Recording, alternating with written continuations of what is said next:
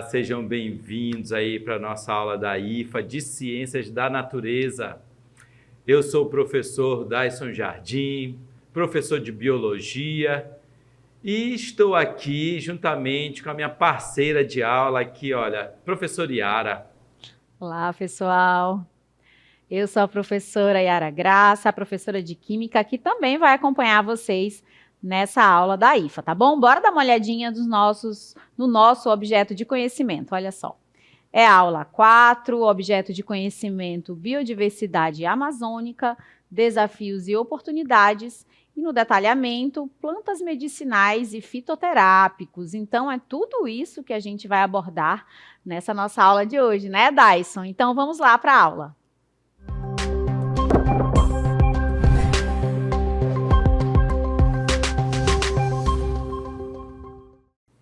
Voltamos aqui, Yara, para essa nossa aula. Olha Verdade. só o ambiente que nós estamos. Que lugar lindo, né? Não é? Estamos numa trilha aqui no meio dessas plantas. Tem ali a floresta, né? Nesse nosso ambiente bonito.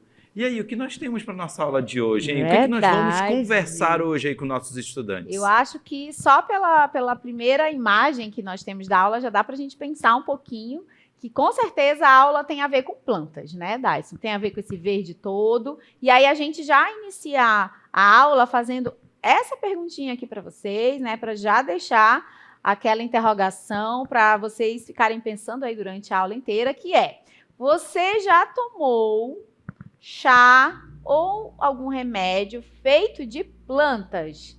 Mas e aí, funcionou? Será que funcionou, Daisson? Olha só, Yara, eu quero te dizer que eu gosto muito de chá, né? É aquele momento ali que você pega uma água morna, coloca ali, né, faz uma infusão de um saquinho de ervas, Sim, né, e tal. Aquele chá simples que a gente tem no dia a dia. Mas você toma para relaxar, né?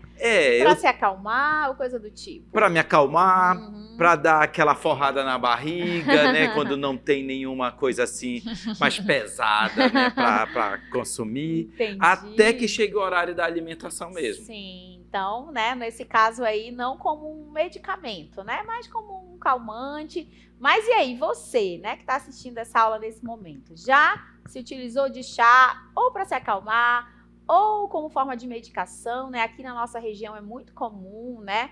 Faz parte aí dos nossos saberes tradicionais a utilização, né, dos chazinhos, para várias coisas, né? Os familiares, né? Isso vem um conhecimento. Passa de geração para geração, com certeza.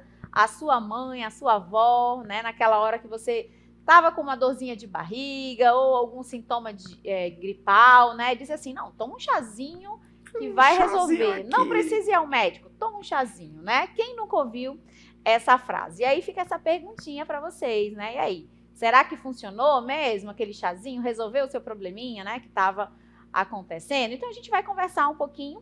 E antes da gente avançar, né, falando aí dos chazinhos e das plantas, né, medicinais, a gente vai dar uma olhadinha no que as ODS fazem parte da aula de hoje, né?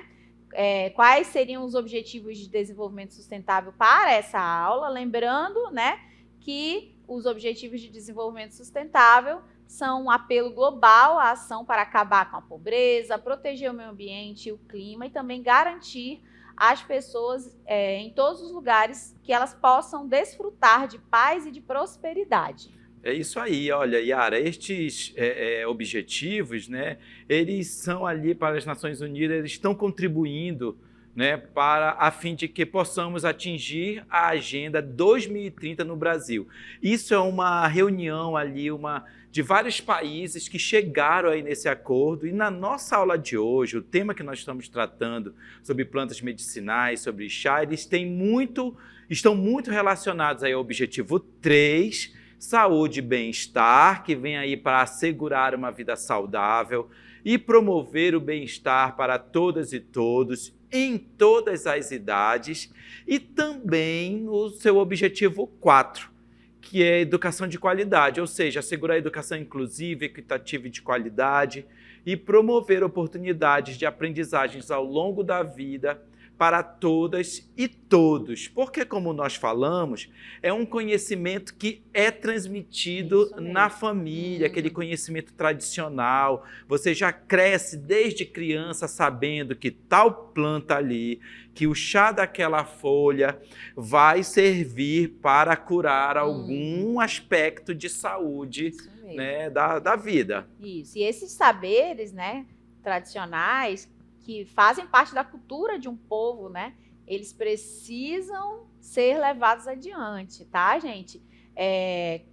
Quando a gente fala aí desses saberes, e no caso da aula agora, né, dos medicinais, das plantas medicinais, a gente tem que pensar que as futuras gerações, elas precisam conhecer um pouco dessa cultura do nosso povo, né? Então, isso sim precisa também ser disseminado junto com toda a cultura, assim como a alimentação, né, assim como danças e crenças, essa parte, né, dos chás, né, dos medicamentos que se passa de geração em geração precisa também ser passado adiante, tá bom? É então, isso aí. bora agora falar um pouquinho de óleos essenciais, né, já que a gente está falando, vai falar, né, mais profundamente daqui a pouco sobre essas substâncias. E aí a gente já vai se aprofundar aqui nos óleos essenciais, né? E eles são substâncias voláteis, aromáticas e concentradas que são extraídas de plantas, flores, cascas, folhas, sementes ou raízes que contêm compostos químicos responsáveis principalmente pelo seu cheiro característico e por algumas propriedades bioativas que aquela planta possui, tá? Algumas palavrinhas aí, né, desse texto a gente vai reforçar, né, são conceitos um pouco mais da química, né, como é o caso de voláteis, né, então o que é uma substância volátil, né?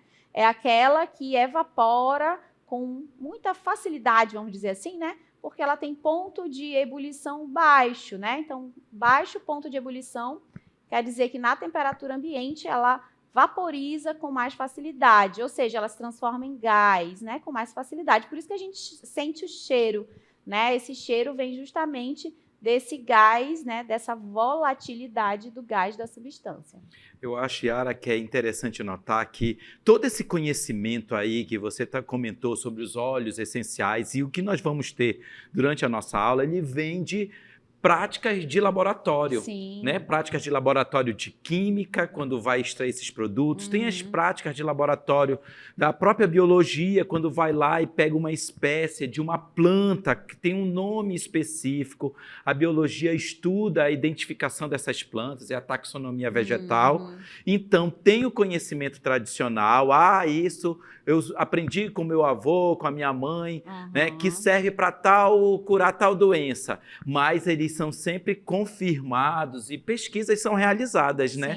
Com cientistas. Isso mesmo, e aliar os dois, né? Esses saberes tradicionais com a ciência aplicada, né? A ciência pura e aplicada. Bora continuar falando aí de alguns pontos importantes, né? Com relação a esses óleos essenciais que a gente acabou de ver, né? Primeiro, a extração, né? Como que ela pode ser feita?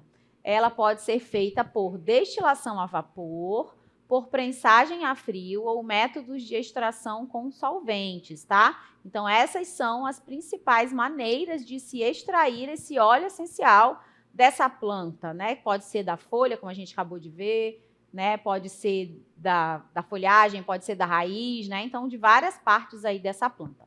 E com relação à composição, né? Ele pode conter ali uma mistura complexa de compostos químicos, e aqui eu trouxe, né, alguns exemplos de compostos que podem estar presentes nos óleos essenciais, como é o caso dos terpenos, fenóis, aldeídos e cetonas. Todos esses grupos aí, que eu acabei de ler para vocês, são compostos que a gente chama de orgânicos, tá?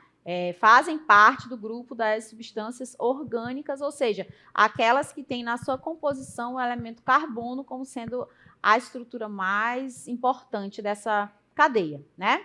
Com relação ao uso, então, são usados em aromaterapia, cosméticos, perfumes, produtos de limpeza e até como aditivos alimentares, tá? Então, existe aí uma diversidade de possibilidades para esses óleos essenciais. E hoje em dia, Dyson, esses óleos, eles têm sido muito difundidos, né? Assim, nessa questão do aromoterapia, né? Da utilização dos óleos essenciais para também auxiliar no tratamento de doenças, né? Eles não são assim são utilizados como medicamentos, mas eles são como um paliativo ali, né? No auxílio de algumas doenças, assim, mais em especial aquelas que têm a ver com o trato respiratório, né? Eu tenho visto bastante a utilização desses óleos essenciais para essa finalidade. Isso você falou aí de aromaterapia, é bem assim aquela busca do bem-estar. É isso mesmo. Eu imagino assim naqueles spas, em hotéis, né, em que você vai, ou então para massagens, Isso mesmo. uma forma de relaxar o corpo, na busca do bem-estar, eles usam aqueles óleos, né, que facilitam tanto a massagem, mas o aroma que é exalado, ele dá uma sensação, pessoal, dá uma sensação no nosso corpo. Porque as substâncias, o princípio ativo dos óleos essenciais está no cheirinho, está no aroma, né? Por isso que eles têm que ser voláteis, né? Tem essa facilidade da volatilidade, porque na hora que você sente o cheirinho lá, é que você está entrando em contato com todos aqueles compostos orgânicos. Bora continuar? Bora dar uma olhadinha agora nas propriedades, né? E eles podem ter efeitos, aí tem efeitos variados, antissépticos, anti-inflamatórios, calmantes ou estimulantes, dependendo do tipo da planta. E agora eu vou deixar uma dica para vocês, né? Então, apesar de naturais, né, que a gente acabou de ver que eles são extraídos de plantas e tudo mais, né? Os óleos essenciais são muito concentrados e podem ser tóxicos se usados em excesso ou diretamente na pele, por exemplo, sem nenhuma diluição, tá? Então, óleo essencial tem que ter bastante cuidado. Se caso, né, for para aplicar na pele, como o professor Dyson acabou de dizer em massagens, ele sempre vai ser diluído em um óleo vegetal, por exemplo, né, para que ele não acabe trazendo nenhum problema para o nosso organismo, ok? Agora a gente vai apresentar alguns óleos, olha só, Dyson, começando com a lavanda, eu acho que é o mais difundido, né, o mais conhecido. E aí o Dyson vai falar um pouquinho dessa palavrinha aí que vocês estão vendo. Olha só, Yara, é bom aí nós já percebermos que ao longo de cada uma dessas plantas que nós vamos falar, dos óleos essenciais que são extraídos de plantas, eles têm ali um nome científico. Isso mesmo. Esse nome científico... Que só o pessoal da biologia sabe ler. Que ele é binomial, vocês estão vendo? Tem o primeiro e segundo nome ali, ó, Lavandula angustifolia. Então, todos esses nomes científicos, eles passam por regras, né, que foram estudos realizados para poder ter a correta identificação dessas plantas, em que o primeiro ali, Lavandula, é o gênero, e sempre esse gênero com inicial maiúscula. E o segundo nome ali, ele é o epíteto específico, é uma forma de especificar qual é a espécie, né? Ficou quase redundante, qual é a espécie daquela planta. Neste caso, a lavanda, ela vem da espécie de planta Lavandula angustifolia, né? E assim nós vamos perceber essa mesma estrutura em todas as plantas que nós vamos citar a partir de agora. Isso mesmo, né? Não me peçam para repetir esse nome, porque com certeza não saberei pronunciar. Vamos continuar, né? Então, pode voltar lá na lavanda e a gente vai ver as propriedades, né? Ela tem propriedade calmante, relaxante, ajuda no sono e auxilia na ansiedade, por exemplo. Tem muita gente hoje que usa o óleo essencial de lavanda na aromoterapia, né? Pinga uma gotinha lá no travesseiro antes de dormir, né? Que auxilia aí, porque justamente ele tem todas essas propriedades, além da massagem também como difusores. Bora dar uma olhadinha agora no hortelã-pimenta. Vamos lá, olha aí. No hortelã ele já tem como nome científico menta piperita. Isso mesmo. E aí, inclusive, ele é utilizado aqui, nós vamos falar como óleo essencial, mas aquela essênciazinha também quando é utilizado ao misturar com sucos, né? Quando você pega uma folha da horta, né? Quem tem, né? Quem faz... Esmaga, sim, esmaga, já dá para sentir, não é, Yara? O cheirinho do óleo, né? Do óleo essencial. Bom, as propriedades dele, ele já é o contrário, ele já é estimulante, refrescante, ajuda na concentração e alivia, por exemplo, as dores de cabeça. O uso, né? Pode ser utilizado na inalação, em massagens diluídas, e em produtos de higiene bucal. Vamos para o próximo, que é o eucalipto. E aí, olha, no eucalipto nós já temos como nome científico Eucalyptus globulus, né? E lembrando, né, que o nome científico ele é formado por 2 nomes. O primeiro, com inicial maiúscula, é o gênero, e o segundo, com inicial minúscula. E aí tem mais um detalhe que eu não citei, Yara. Em todos esses nomes, quando ele está ali digitado, ele vem em itálico. Sim, verdade. Vocês estão percebendo que ele está ali meio deitadinho? Então, isso é chamado de itálico. E só é possível quando está aí digitado, né? Digitalizado. Mas quando você escreve manualmente, está fazendo de forma manual, você coloca um sublinhado, um traço embaixo do eucaliptus e do glóbulos, por exemplo, aí no caso dessa planta. Bom, com relação às propriedades, ele já tem propriedade descongestionante, expectorante, auxilia em problemas respiratórios e o seu uso, né, ele pode ser utilizado em inalações, difusores e produtos de limpeza. Muito utilizado em produtos de limpeza, acho né? Que é um dos mais, né, o eucalipto. E é justamente daquela sensação, né, daquele frescor, aroma na né? casa de frescor. Limão, olha só como que é o nome científico do limão, gente. Citrus limon, né? Citrus Eu acho. limão. E aí você percebe aí que o limão, enfim, está no nosso dia a dia. Sim. Quem não sente aquele aroma do limão de longe, né? Sim, na casca, né? A mesma coisa, se você fizer, né, espremer uma força, você já consegue observar ali a presença desse óleo essencial, né? Do óleo essencial do limão. Bom, propriedades, nós temos, né? Ele é refrescante, estimulante, melhora o humor e tem ação antibacteriana. O seu uso, né, pode ser aí na aromaterapia e também em produtos de limpeza e cosméticos. Agora a gente vai para os mais regionalizados, né?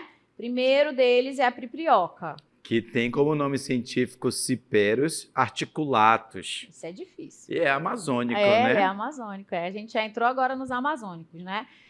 As propriedades aromática, relaxante, afrodisíaca leve. E assim, acho que a piprioca é um dos óleos que mais tem se utilizado na perfumaria hoje no nosso país, né? Então, hoje, vários lugares aí de perfumaria se utilizam do óleo essencial para fazer perfumes, creme hidratante, sabonete, né? Então, tem se utilizado bastante. Além de difusores e óleos corporais, né? Que também aí entram, né, dentro desse conceito da perfumaria, da beleza, né? Do cheiro, de estar nessa parte da higiene. Aí nós temos o próximo amazônico, que é o cumaru. Que tem como nome científico, cara, Dipterix odorata.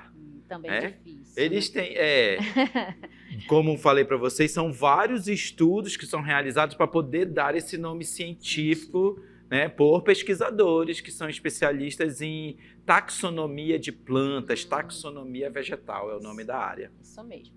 Ele já tem um aroma doce, relaxante, usado como fixador de perfumes, também na perfumaria e na aromaterapia.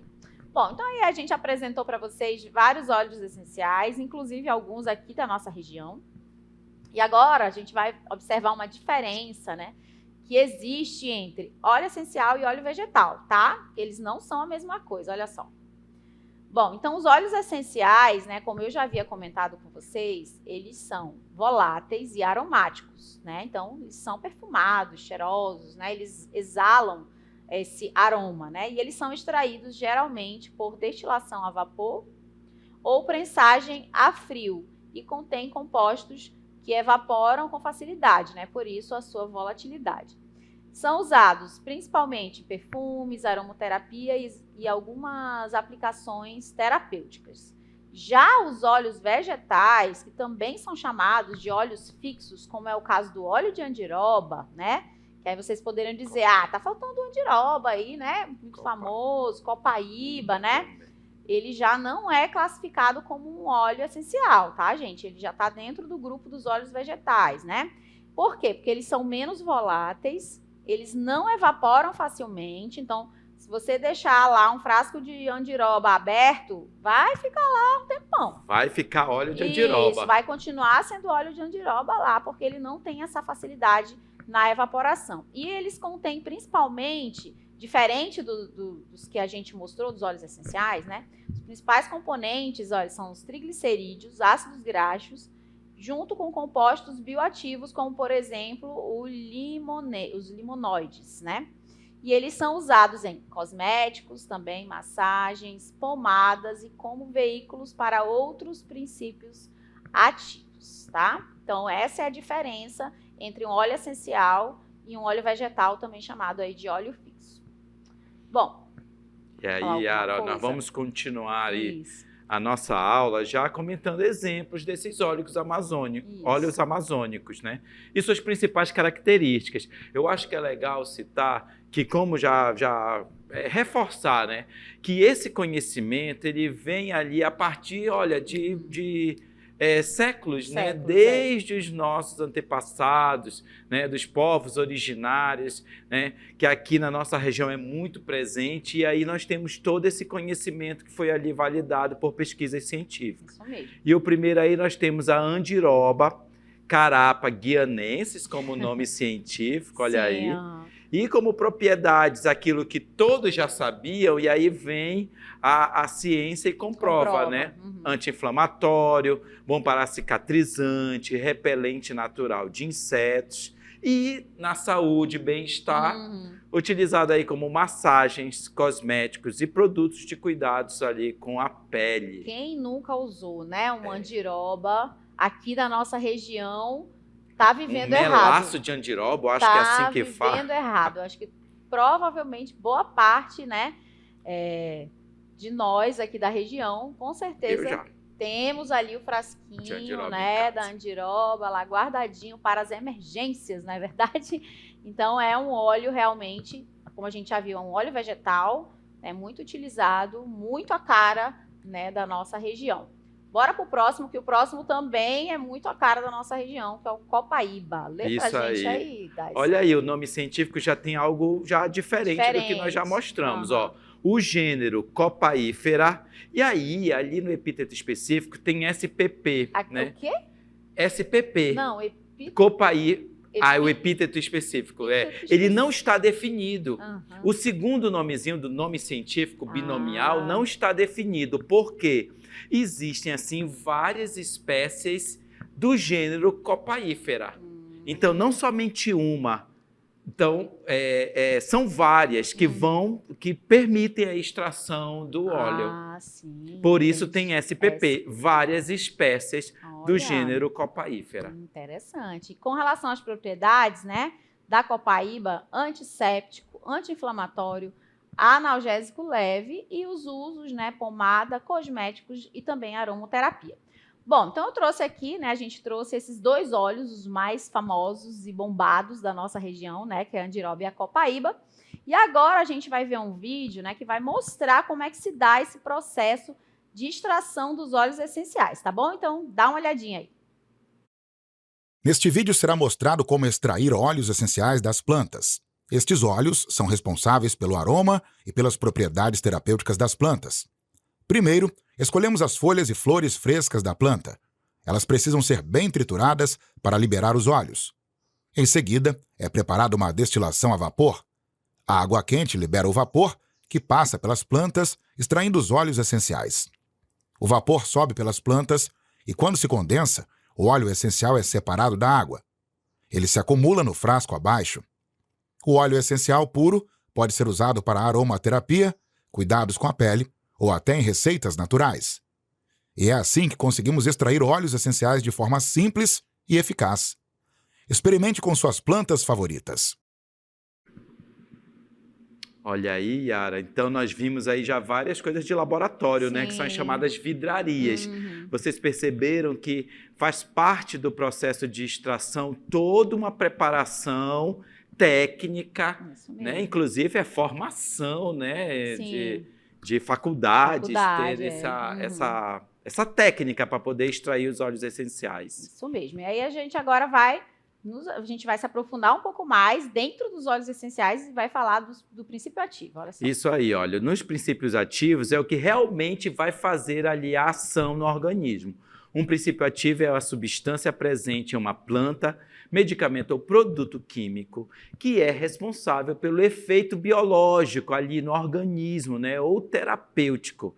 Em outras palavras, Yara, é como assim se fosse o componente que produz a ação desejada, seja ela curativa, estimulante, calmante, antibacteriana ou qualquer outro efeito no organismo. Isso E aí mesmo. nós temos alguns pontos importantes sobre esse assunto, né? Isso mesmo, né? E aí, por exemplo, com relação à origem, né, esse princípio ativo ele pode ser de origem natural, como os compostos encontrados em plantas, por exemplo, alcaloides, flavonoides, terpenos, todos eles são princípios ativos encontrados, né, em plantas, ou então de maneira sintética, e aí a gente já está falando de medicamentos mesmo, né, daqueles que são produzidos em laboratório, né, e aí o princípio ativo é aquela principal substância que vai fazer a ação, no caso dos medicamentos, a ação curativa, né.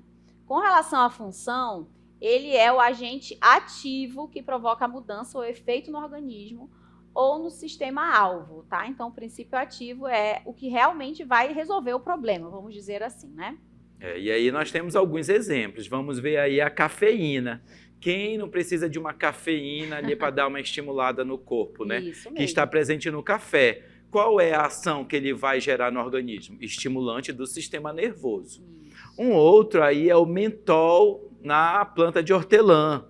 Vejam aí que o efeito que se espera ali desse princípio ativo é o efeito refrescante e analgésico leve. E um outro exemplo que nós temos aí é da copaíba, né, que nós já comentamos aqui também na nossa aula.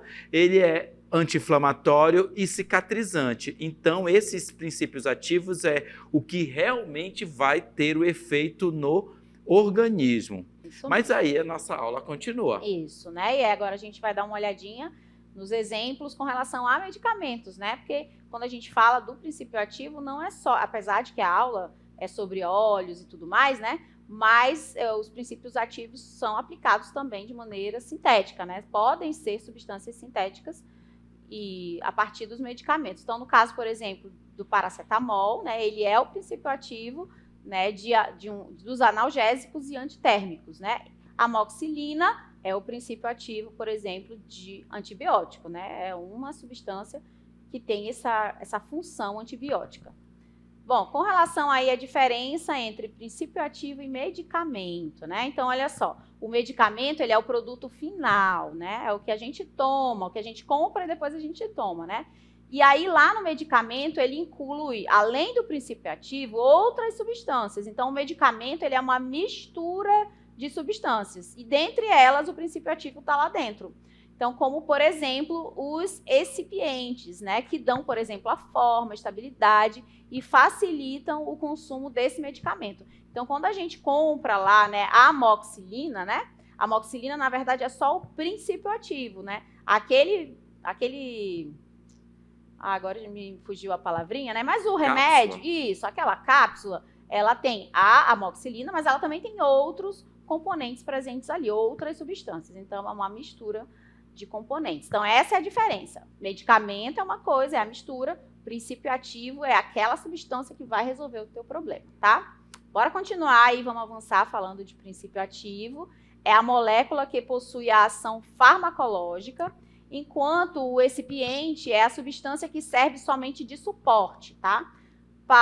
Como para aumentar a durabilidade ou então dar um volume na apresentação, né? Então, às vezes, a quantidade de princípio ativo é tão pouquinho, né? Que é necessário colocar, né, um pouco de outros componentes que não vão interferir em nada, né, com esse princípio ativo. Eles só vão estar lá dando, por exemplo, volume, deixando a cápsula um pouquinho maior, ou então ajudando na durabilidade daquele medicamento. E aí, para a gente finalizar essa aula de hoje, a gente vai trazer alguns exemplos aqui de princípios ativos e suas ações. Começando aí com o linalol. Olha aí, ele é presente no óleo de lavanda e possui propriedades ansiolíticas, aquelas que tratam da ansiedade. analgésicas e anti-inflamatórias com efeito calmante para a pele. Olha só que bonito, hein? Lavanda, linda, né? Olha aí. Aí nós temos o cineol, né? Ele é encontrado no alecrim e contribui para a sua ação expectorante e estimulante, promovendo foco e concentração. Mais um aí, olha, os flavonoides, eles são encontrados, por exemplo, no óleo de eucalipto, aí a planta eucalipto, e estão relacionados ao sistema vascular e ao metabolismo.